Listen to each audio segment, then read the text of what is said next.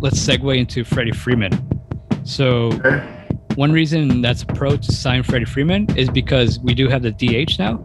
So like we were saying, that benefits older guys like Freeman and teams like the Dodgers, who they were always going to use the DH more like a rotation to get guys rest and still have their bat in the lineup. So like guys like JT, AJ Pollock, Max Muncy coming off that injury, it was always going to be for them.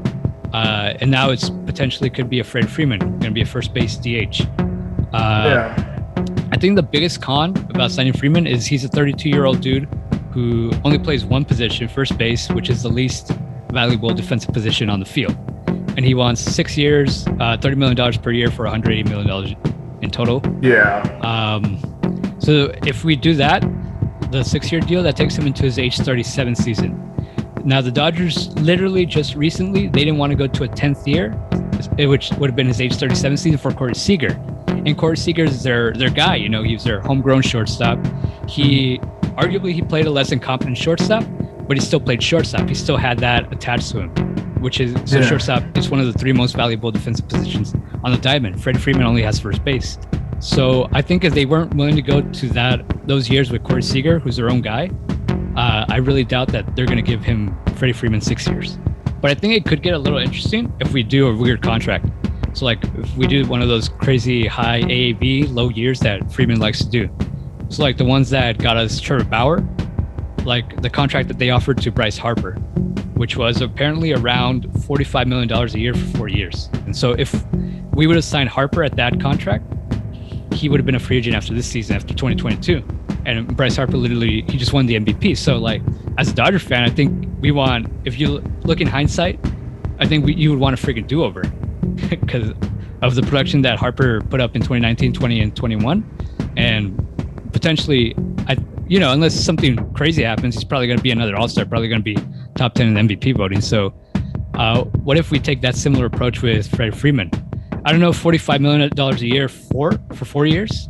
That would be the $180 million that he's seeking, but he is a little older than Harper. So what I'm saying, maybe $45 million for 3 years, $40 million for 3 years. So that's $120 or $135 million over that entire contract. So that's guaranteed. If you go with $135 million, that's 75% of the money that he's looking for right now in half the time played. So if it all goes well for him, he's going to have the potential to earn more money after his age 34 season if he's still, somewhat good. So I think that's a win-win for both sides. He still has a chance to have one more shot at free agency, and we don't get stuck with a big contract. And I think 3 years is doable. I think it's fair for his aging curve, like historically, based on the data that we know. But another reason why I say 3 years is because that takes us into the 2024-2025 offseason. And that's when a certain like Washington National Mexican adjacent player will be a free agent. Oh, that's right. You get the Mexican adjacent thing, right? Yes, I do. Yep. It's a reference to my last video, guys. You should check it out. It's going to be right here. Yeah. One thing that was holding up the CBA apparently the last few days was the qualifying offer attached to the international draft. So from what I understood, there's still a qualifying offer for this round of free agents.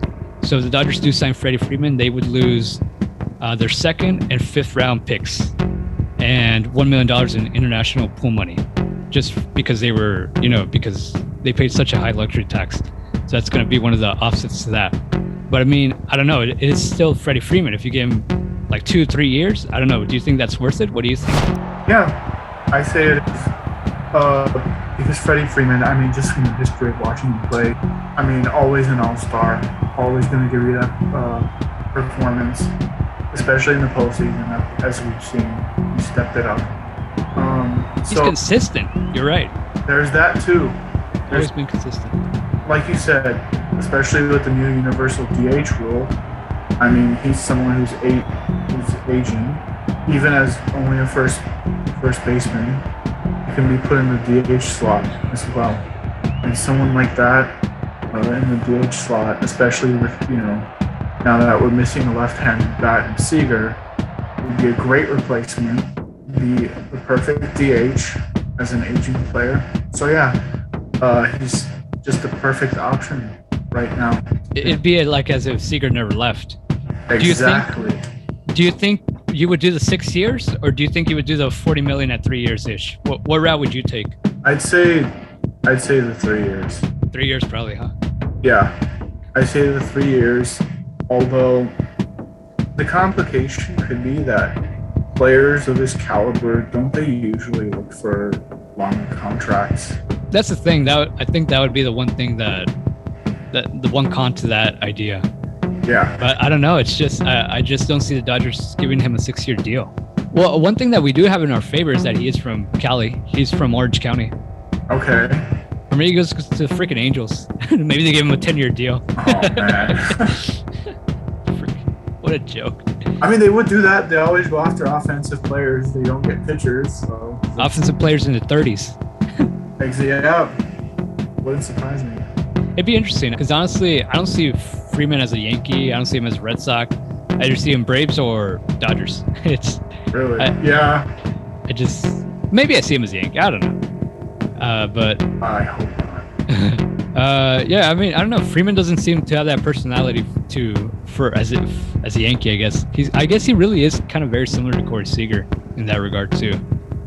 Just older. But yeah, it'd be interesting. Whoa, that's another thing, dude. He wears number 5. Oh, that's right. It's literally like Corey Seager would have never left. It's meant to be. Yes, it's meant to be. It's very interesting. Yep. If it happens, let it be known. We called it. We called it here. Here, yep. Because he wears number 5. That's eerie. Yeah.